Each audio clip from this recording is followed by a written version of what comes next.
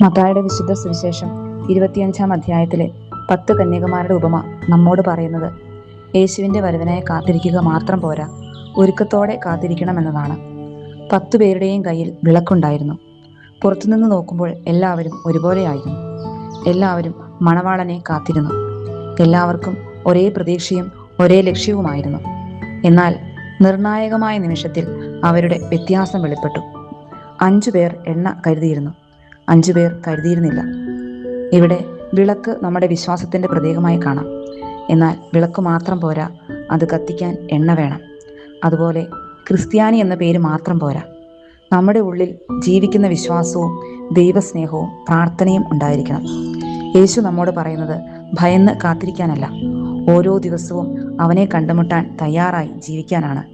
നാളെ തിരുത്താമെന്ന ചിന്തയല്ല, ഇന്ന് തന്നെ ദൈവത്തോട് അടുക്കാം എന്ന തീരുമാനമാണ് വിവേകമുള്ള ജീവിതം. നമ്മുടെ കയ്യിലെ വിളക്ക് മറ്റുള്ളവർക്ക് വെളിച്ചമാകട്ടെ.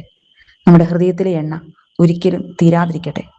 മണവാളൻ വരുമ്പോൾ വാതിലിന് പുറത്തു നിൽക്കുന്നവരല്ല, അവനോടൊപ്പം പ്രവേശിക്കുന്ന വിവേകികളായ കന്യകമാരിൽ ഒരാളാകാൻ നമുക്ക് പരിശ്രമിക്കാം.